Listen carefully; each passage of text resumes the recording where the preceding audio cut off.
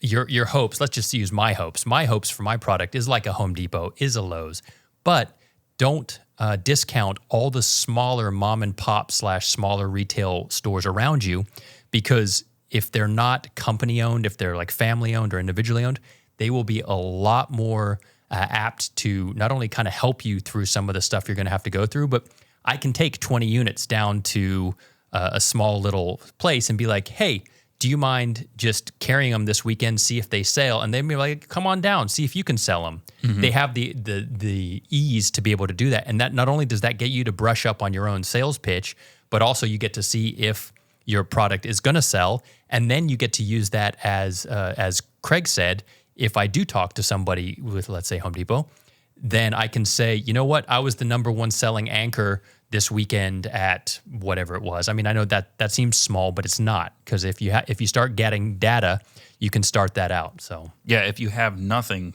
anything is huge. It is. And you could have a lot. I really think you could have a lot. You know, we live in the greater Los Angeles area, and if you look at any typical sales tactic, you pick a territory and you beat the living crap out of it. Yep. You milk it for every penny it's worth. Wherever you live, hopefully there's a city or municipality close by where you can go beat the living crap out of it with your product, with the follow-up game that we talked about. And we'll let Steven touch on that a little bit more soon. You can find a path to sales without social media.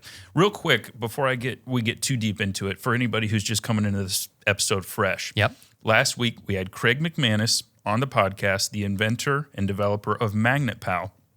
He developed a product about 6 years ago. It's been on the market for about 6 years. And he's in tons of retail, lots of independents. He has a great online presence. He uses every mode of sales he possibly could. And he just dumped tons of knowledge on top of our heads. You know, we got a lot smarter during that podcast. And he gave us knowledge that we're going to carry through every episode from here on out, as if we learned it the hard way. But that's what this is. This is networking, and that's what we can bring with this podcast. Imagine having all that networking ability on your 30-minute commute to work every day listening to our podcast. Yeah. That's freaking cool. It is. So that's Craig. And what he touched on but didn't really tell you guys in last episode was he's so good at this process of developing and bringing to market that manufacturers, many of them Chinese, come to him and they say, look, we've got an awesome product. We just, we need to sell it in the U.S. What is our pathway? And, maybe at first they thought, oh, we can just put it on Amazon with bad English and it'll sell on Amazon. It doesn't work like that. Very competitive, right? Amazon is extremely saturated, so you have to have a strategy and a game plan. So Craig helps companies do that, and in doing that, he begins to get some sort of financial stake in that product. So now he's got a staff of, I'd say 8 to 10 people, most of them permanent, some on a contract basis, who help with his sales process that he's delivered. So if you didn't listen to last week's episode 16, go back and listen to that. It's a long one.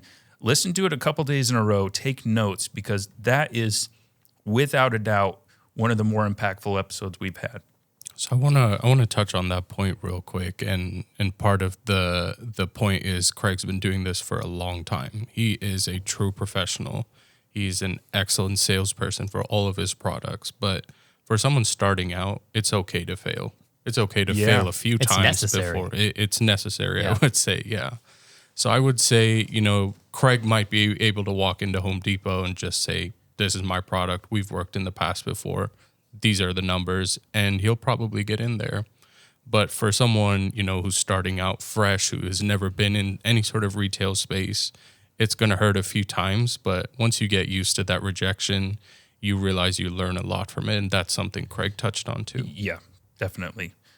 So that's the recap. And yes, thank you for highlighting that, Stephen. That's a big thing to consider. Now, what the three of us did after that episode was we really reflected on our game plan and our strategy.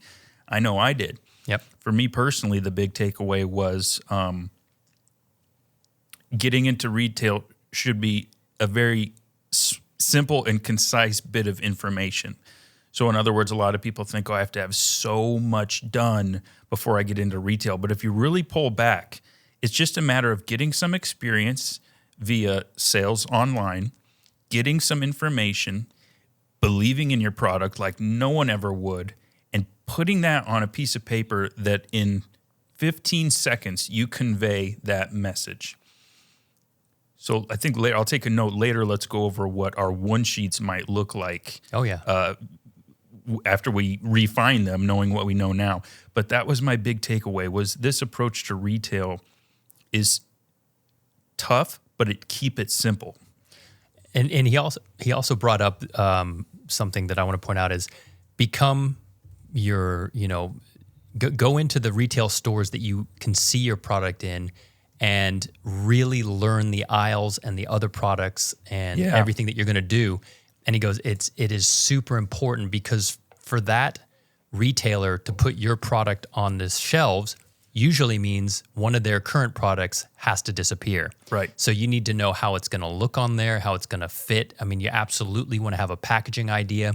Also, don't go crazy and pre-set up packaging and pre-do that too much because he said Walmart specifically, I think, or has like 120-page manual on exactly how everything needs to be. Some people require you use their packaging person or their display person.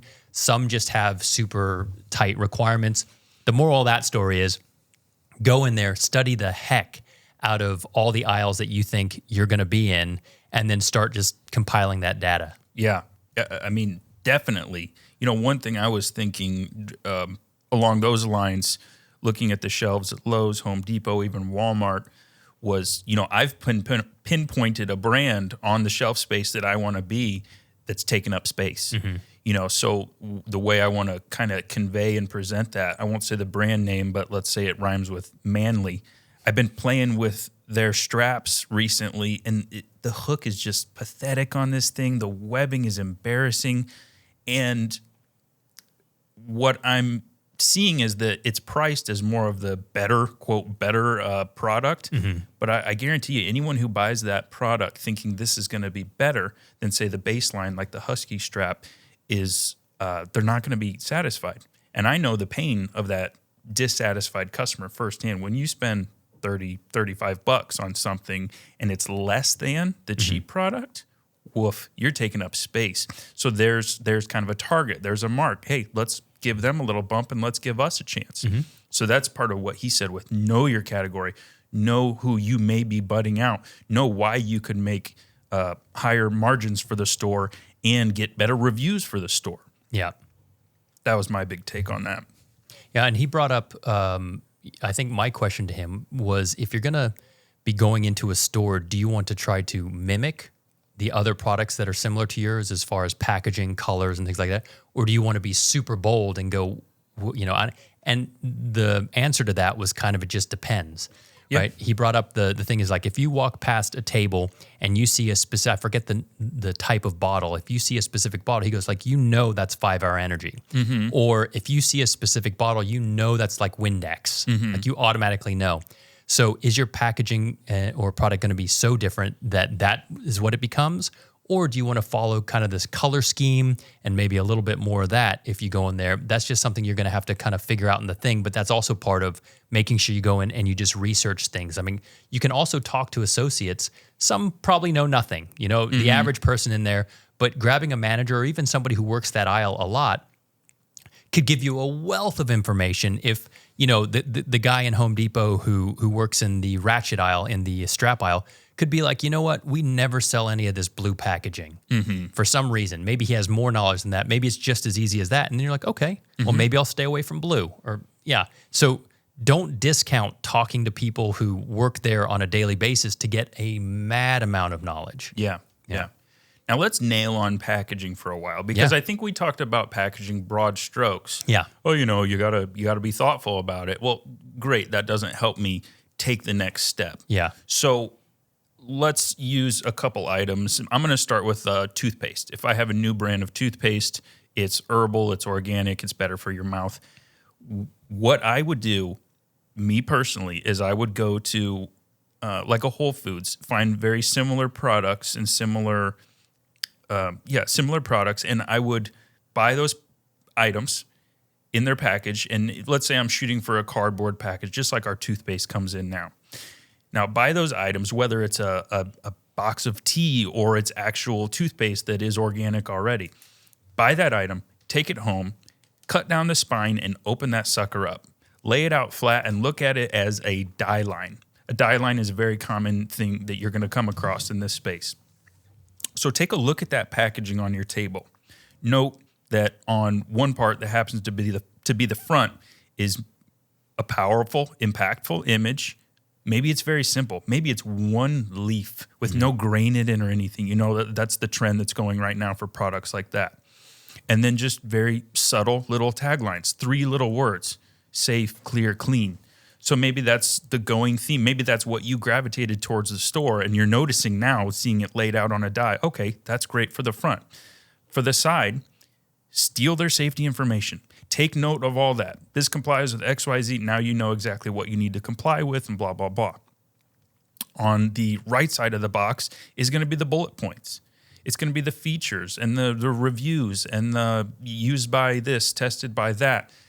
And then on one part, it's just going to be some generic information. The UPC, where it's manufactured, any other certifications it might meet, and that's basically it. So now if you want to create your own, what I would do next is I would, with that in mind, you're just taking inspiration from this. Steal like an artist. Now you can find someone on Fiverr and you can communicate with them. Find someone in the US and you can say, hey, I'm going to create a mood board for my new organic toothpaste. I'm also going to send you this example. This is an example. So with my mood board in mind and my example in mind, please come up with 3 concepts. I'll pay you $325. Okay, what? Just randomly $325. Well, I think that's what their quote's going to be. All right. So $325, let's say. And I think that's a fair assessment. If you're finding someone in the US, they'll do it for anywhere between $100 and $1,000. Okay. Now, what I meant by a mood board was very simple. You're hiring this person because you're not artistic, right? You're hiring this person because you need that artistic touch. So don't try to control them too much. Let the artist do his or her art. So a mood board can be as simple as a keynote or a PowerPoint presentation that literally just has one slide is just phrases that you like, that feel good, taglines. The next slide is just pictures of your product in use. A pretty lady brushing her teeth smiling. A kid playing outside with a beautiful white smile. So just throw those up on the mood board and maybe just label that left side of box. And then the next slide is right side of box and go on, safeties, UPCs, all that. And now, so that's 2 of the 3 files. The first file you need to send is the example of the one you liked, opened as a die line, the mood board. The third thing you need to include is all the files that are in that mood board. Okay, so the actual JPEG, PNG images, full quality, so that artists can work with them, size them, push them, place them, so on and so forth. So that's like a really tangible way to go after packaging. And if you're watching on YouTube, that's pretty much the steps I followed for Torque Strap. It's really simple, but it's very impactful. When you look at it all put together, it's very powerful, very moving information, but it was all done very simply on free platforms inexpensively. And I want to touch on something real quick. So both you and I did something. We used, when it came to bullet points on your packaging, we used 5. Just, I don't know why, it just felt right. And I had 5 things to say. One thing that Craig said, and you know, you got to remember, he has years and years of data and information and success. And his advice was only put 3. He said, you do this because from 1 to 3, people will read it and retain it. If you put more than 3, he says people won't retain any of the 5. Yeah, they'll just nix it all. It's nix. It's like I'm reading. So make them short, concise, you know, vinegar with vinegar or whatever it may be, swivel head, just don't put too many because people won't retain it. That was a big deal though. So, you know, again, that comes back to why you should go in and research other people's key points and are your key points you want to make sure you don't have the same key points because your goal is to be bigger and better than them, and you are advertising something better, right? Mm-hmm. So it's another great thing, and that's just all about packaging. Mm-hmm. So yeah, I think I hope that gives everybody a little bit of a concept around packaging and how easy it can be to put something together. Now, a lot of times you may have clamshells, things like that. A clamshell package is those hard plastic ones that you can't even barely get open at home with a pair of scissors. Those are really popular for theft reasons. People are starting to merge away from heavy plastic, things like that. A lot of stores still have them, but I can guarantee in 5 to 10 years they're going to be a thing of the past because of the recycling initiative. I think something else he brought up was also pay attention to your packaging. Is your product something that people want to and can touch? So you don't want to necessarily put a plastic window or a window in there if like you're going to have a strap and people will want to say, oh, okay, now I can feel the texture of your strap, or this buckle feels really solid. So make sure you pay attention to things like that too. And if it is like that, give people the option to be able to do that. Yeah. Definitely. All right, so what should we touch on next that we went over? So I think something else we came up with is we're going to touch on the big box stores just a hair, but the ability for your average person, including us, to be able to even think we could get into one of those things. You have to love your product and know it and be your best salesman to begin with. On the flip side, don't think there's not people out there who can't help you do that. There are sales reps, and this is a perfect place for Stephen to jump in, but there are sales reps that you can go to who already have reputations or connections with some of these big box stores, or maybe they're just already in the industry that you're in and can better, narrow down and understand that stuff. So as far as a sales rep, let's just use you as example. How does somebody find a you? Good question. I think you could start off, let's say, you're big picture aiming for Home Depot for sake of example. You're going to want to have a lot of reps, and it's not always feasible to hire, hundreds of reps to be around the country. So there are some agencies that'll work with you to get a hired rep, for example. So say you have a budgeted amount to spend on your sales rep. You go to an agency and they employ a set of people, and they'll go out into stores that you'd like or you'd like to be at, and kind of take that approach. When it comes to the smaller stores, I don't think there's any hard and fast rules. It's going to depend on your geographical location. So one thing I like to do is just pick up the phone and call them. I think emails work great sometimes. It's hit or miss maybe, but when they work, they're great. When they don't, they're kind of annoying and takes up quite a bit of your time. I would recommend picking up the phone and calling that mom and pop dealer that you want to be at, or the mom and pop store, whatever it is. We've had great success with that in the past, and I think picking up the phone and calling works just fine still. Well, and I think with the smaller stores specifically, you going in there personally and, you love your product and you want it to work. And I think people can see that instead of you just sent a person in there who isn't attached nearly as much. It's definitely a different feel, and they would be much more willing to help you out. But Grant has a few employees. I am looking almost for my first employee, my first salesperson.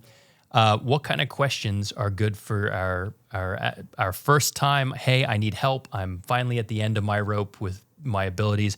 What kind of qualities and questions am I looking to ask a person like yourself? I would say, and this is something Grant and I did when we first met, is I didn't know much about the strapping industry. So you might say, well, I have a strap company. I should hire the number one strap seller in America. But that's not always the case. You have to ask questions around the process of sales, what kind of targets they've had in the past. Have they met those targets?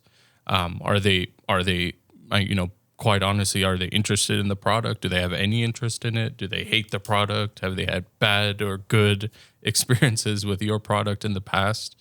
And once again, just not taking the answers personally, but looking from a broad scale or a bigger picture, if you will.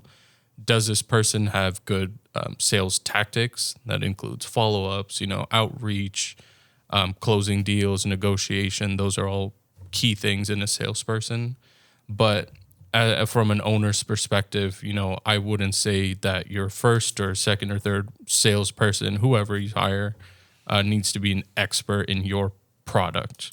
They need to be an expert in the sales process, and I think that'll show in their work to come. Sure, and that's it. I mean, you can't expect everybody to jump right out of the bat, but it's the learning, right? It's to be able. So, are you a fan of any one of the sites, a LinkedIn versus a whatever?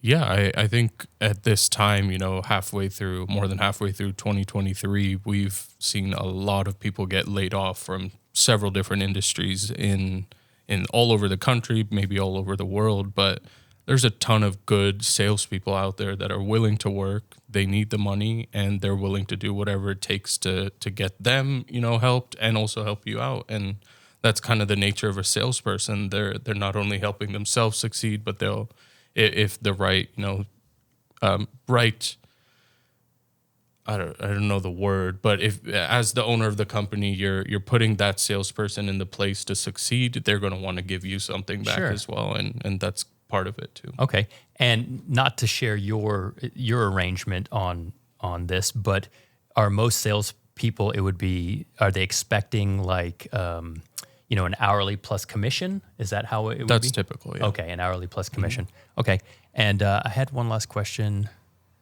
Well, let's be open about that because I do want to be candid in this podcast. Yeah. So when I approached Steven, it wasn't I'm going to give you $100,000 a year and here's your job and do this, this, and that. Mm-hmm. It was a conversational approach, right? Steven knew what he was getting into. Steven was just coming off of a job where he was making six figures, so that was a hurdle for me as a small business owner. So that's where being candid in what you're doing and being transparent as a business owner comes into play. Steven is along for the ride, you could say.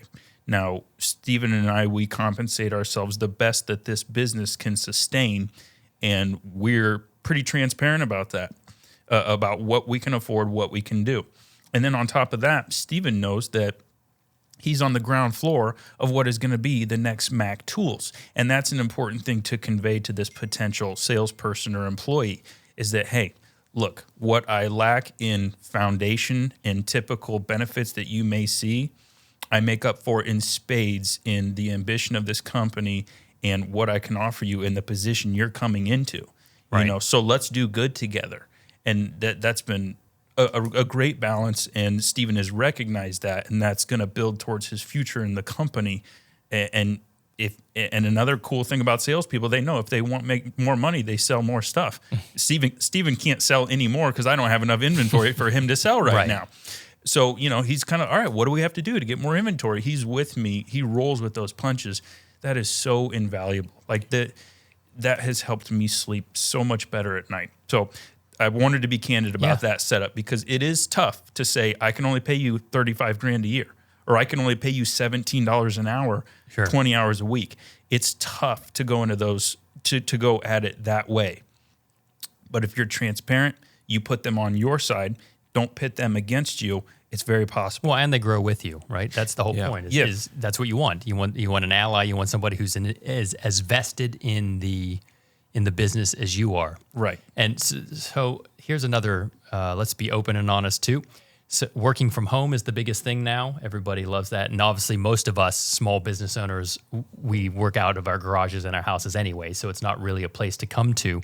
And as far as you having worked for people in the past, what is the worst thing somebody can do? Is it micromanaging? Is it, which let's make sure that people go into this open-minded, because nobody wants you to sit there and you're like, oh, you worked 10 minutes extra today, I owe you this. You're just going to have to let some of these go, but I want to hear from you. How long do we have? No, it's great. No, that's really important, and that goes back to being open with your boss, who Grant is to me. And I briefly remember on the first day that we were driving to some retailers in town, he said, I got to get you back by this time because I can only pay you for this time. And I said, please don't ever say that again. There's going to be days that, we both work 2 hours and we might go to the golf course. Right. Awesome. It doesn't happen often, but it happens.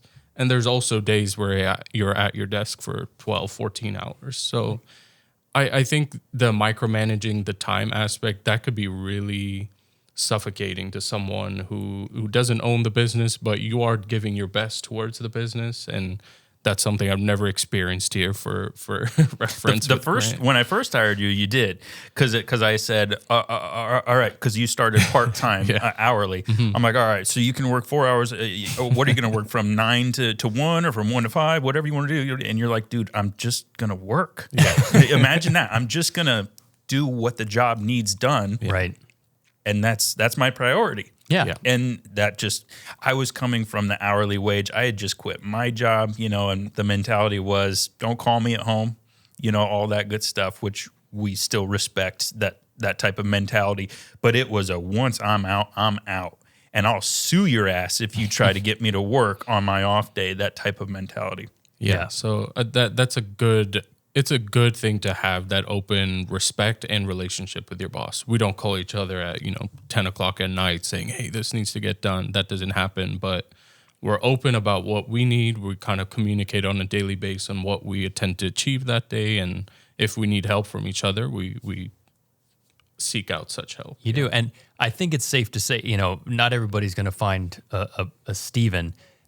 You also have to be a little lenient, I think, mentally with not micromanaging, but also knowing there's going to be probably some fudged hours or fudged time in there. I mean, like you can't become so consumed with keeping track of everything because then you've lost sight of what you're actually doing. Exactly. So, don't.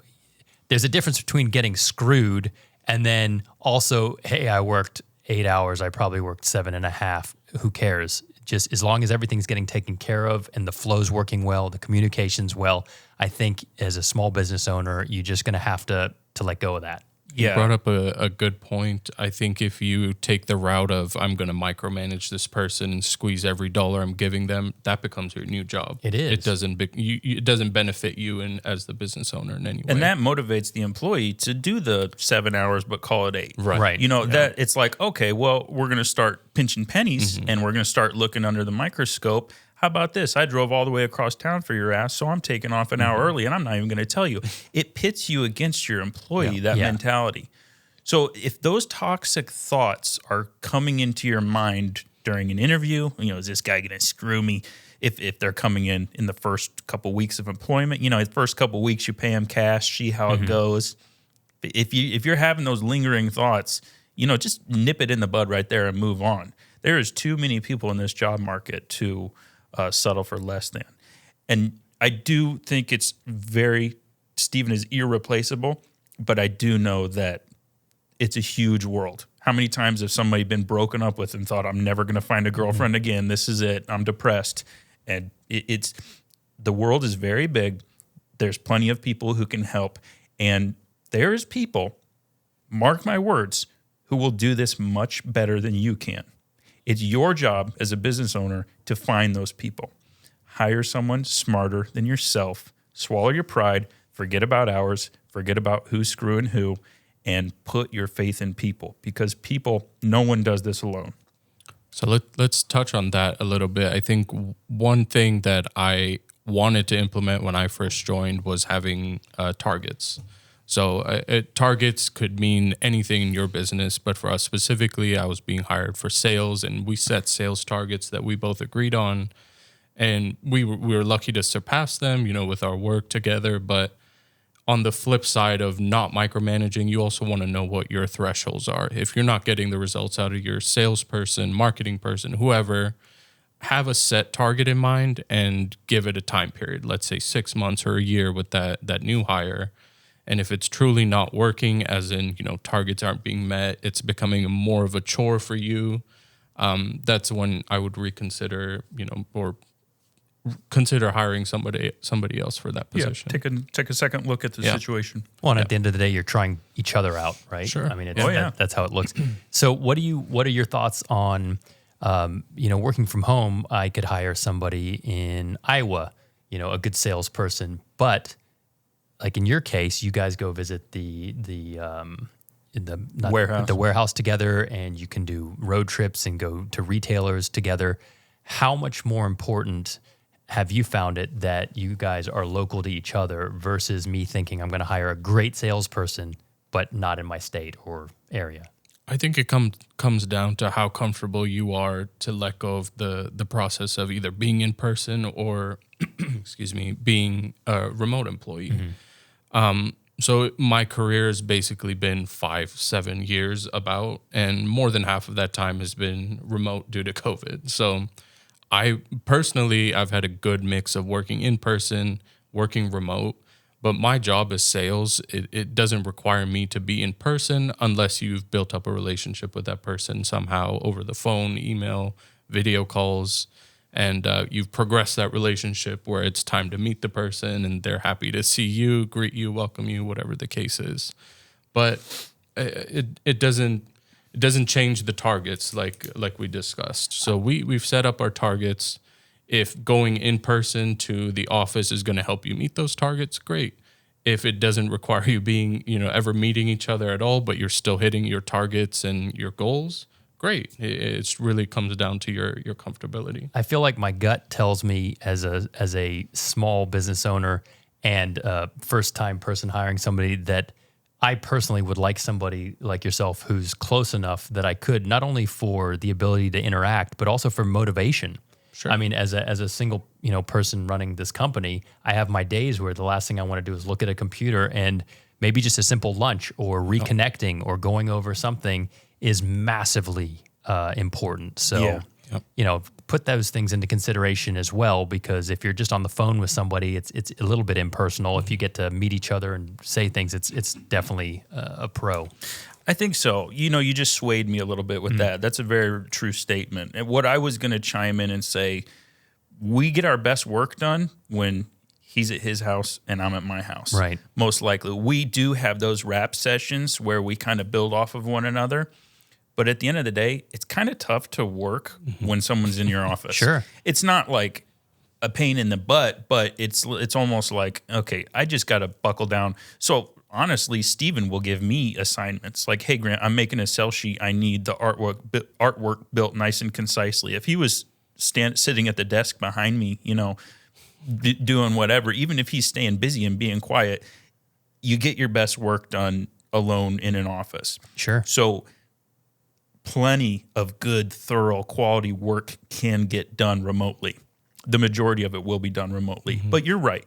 I mean, find someone in your town if possible, not a friend, not a friend. They won't be a friend for long. Yeah.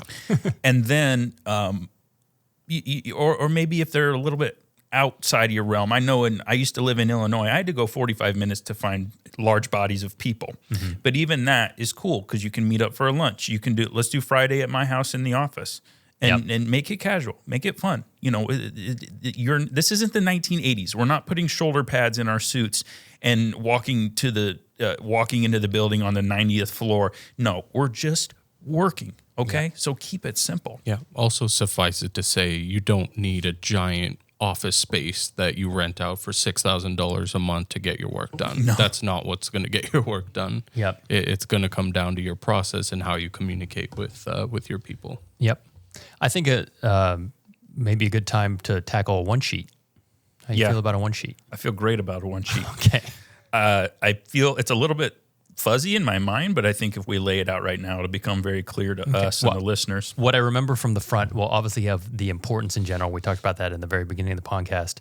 If you do one thing right now, put together a really good one sheet, which is also the term for the sales sheet. Have a great picture of your product on there, just a really nice picture, maybe a few. And the whole point kind of that front is to why are you better than either what's out there or what's the problem and how are you solving it? Like I feel like that's what it is. This is my product. This is what it does. And this is the problem it solves. I love that. Yeah. I think it's as simple as that. It is.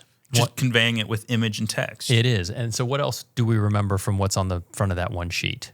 I think, so The name of the term is a one sheet, but I'm looking at it more of a front to back. So I'm thinking 2 sheets could get this job done. Sure, that was my take too. Yeah, A sell sheet is a front and back. Yeah, and I don't think there's hard and fast rules. If it was 3 sheets, it's not like they're not going to look at it. But as long as the information on there is valuable. So for us, I could speak to what we're doing. We have product descriptions on the front. So we'll have the exact UPC code, the SKU number, the wholesale cost, the MSRP, and a picture or two of our product. And then on the back, it'll be more of a capability statement. So why us, why our business, why we're different, why you're different, why our product matters basically in your space, whoever the person is. I think that stuff is geared a little bit more towards the first sheet. And I think you have to get that all done in a short amount of time. I think what Craig said, I listened to the podcast 2 times now. I think what he said was the back is the process of implementation. Right. What size are your master cartons? What size is the product on the shelf? They need to know, how is this going to fit between Stanley and Husky? Is this an 11-inch wide or a 10-inch wide? How much real estate are you asking for here? How many SKUs would come in your full suite? Do you want us to sell the torque bag? Do you want us to sell the quick tie down anchor as the workout equipment as well as the pet equipment, right? So how much real estate are you going to take up with that? And then you can kind of touch on how we sell. Maybe not, you don't give a price on that backside, but you just touch on, how we would, buy a pallet, buy a case, buy what you want. We're ready to ship it anywhere in the USA in 4 days, and we'll do free shipping over X amount. That's a good question, and probably for Steven. So how do people, that you hear terms like master carton, where do you find this information? I think you can do it yourself, or if you have someone fulfilling your products, oftentimes, and we've experienced this with our fulfillment center, we have a great partnership with them. And if we need something, we'll go to them and ask them, hey, we have this new product or this new packaging. How does it fit? How many can we fit in a weight limited box? Let's say 50 pounds, for example. It is 50. Let's keep it very simple. Yeah. How many of those products equals less than just under 50 pounds? Aim for about 45 pounds. For me, it's 15 units. And that's it. That's a master carton.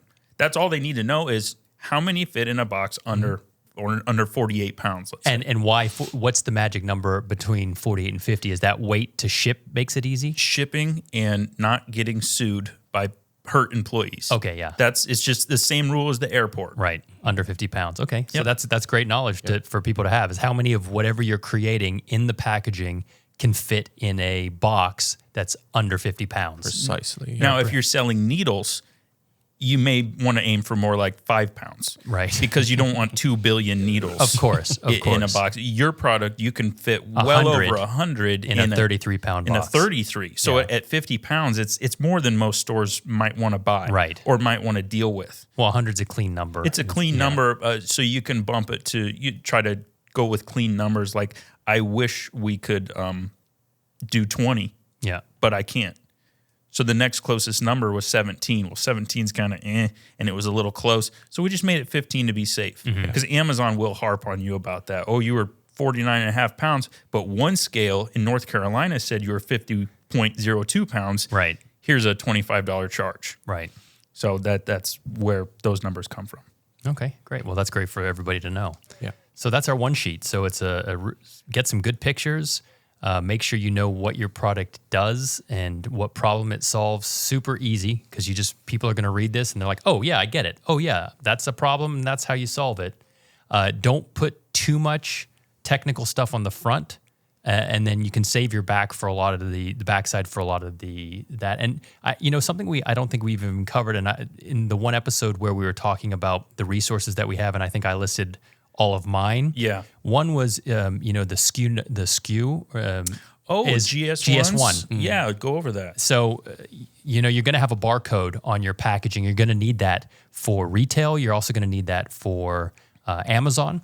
And Amazon allows you, I think, to print their version of that. But easier is for you to have your SKU where they can scan that in, and then that is the The barcode is what's associated with your product. So it comes into Amazon, they scan it, and they know this is, and it has all sorts of information in that.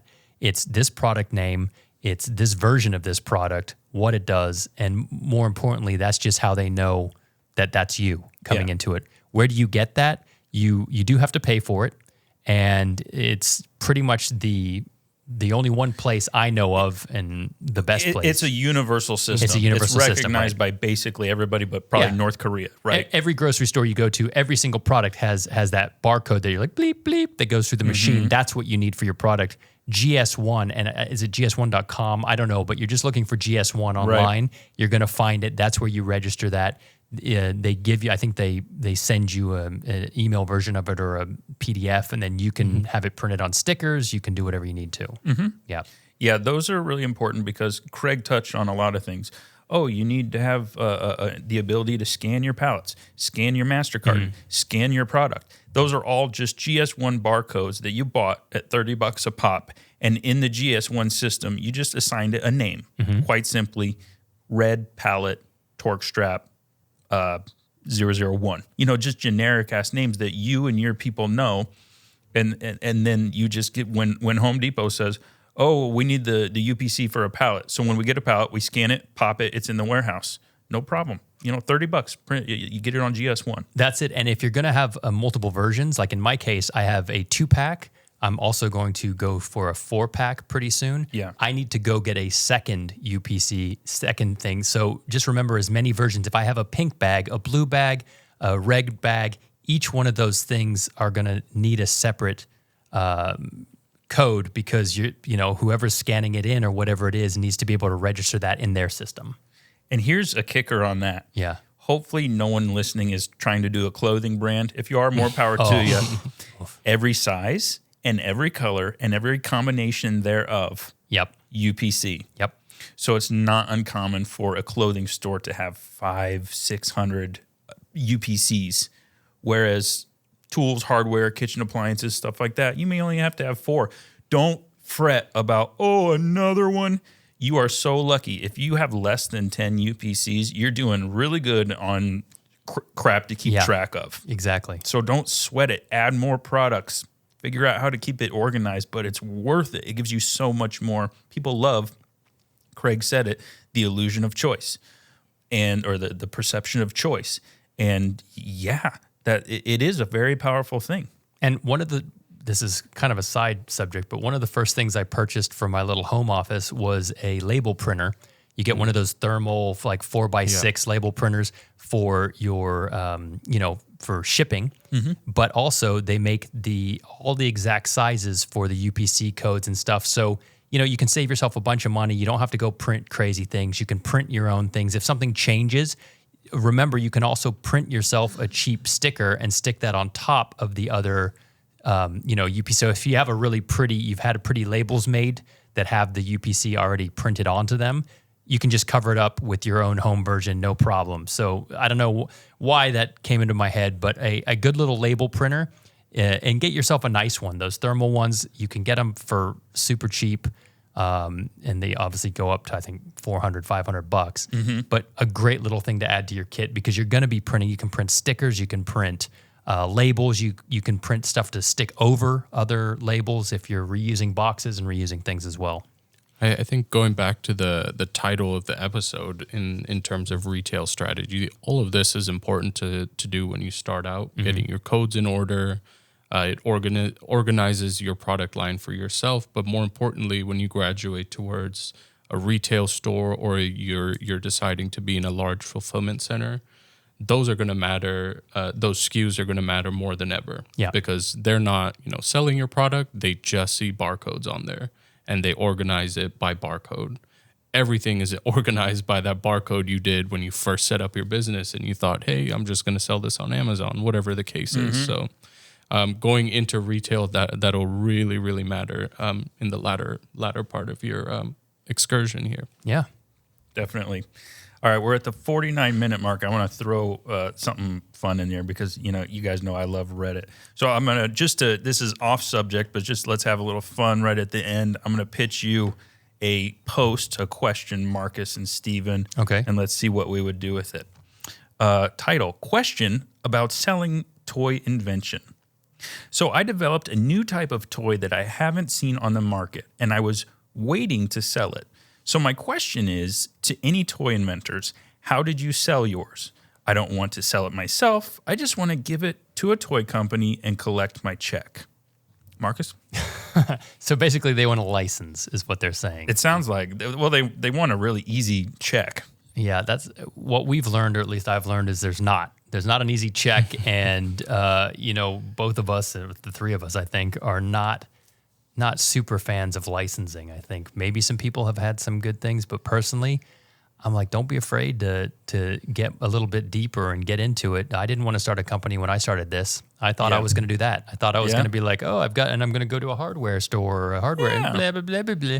And then you get really invested in your own product and you start to realize that you can make so much more money and it's a lot more work. Of course it's a lot more work, but it's so much more rewarding and so much more money if you just start doing it yourself. Yeah. Yeah. Me and Grant just talked about this, I think, a couple of days ago. And when people go out and seek to license their product, it better be better than sliced bread. Mm-hmm. It better be, because no one cares otherwise. Someone is doing something similar to you, and honestly, maybe they got luckier because they know someone at some place that can license their product.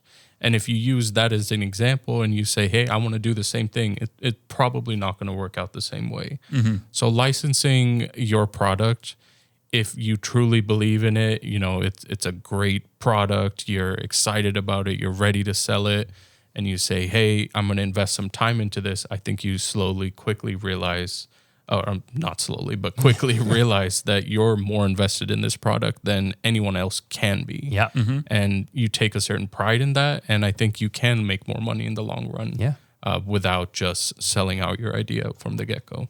Yeah. My take on this, I'm just going to answer his question the way he wants it to be answered, because I think that's what his intent was. Look, if you want to do that, if you want to just have an idea, make a drawing, no prototype, whatever, and you want to try to license it, here's the first thing. You're going to spend a ton of time trying to sell that. And you're going to find that it's a follow-up game, much like what we do every day, physically selling a product. And so you're going to invest so much time into selling this napkin drawing or bona fide engineered drawing, whatever it is.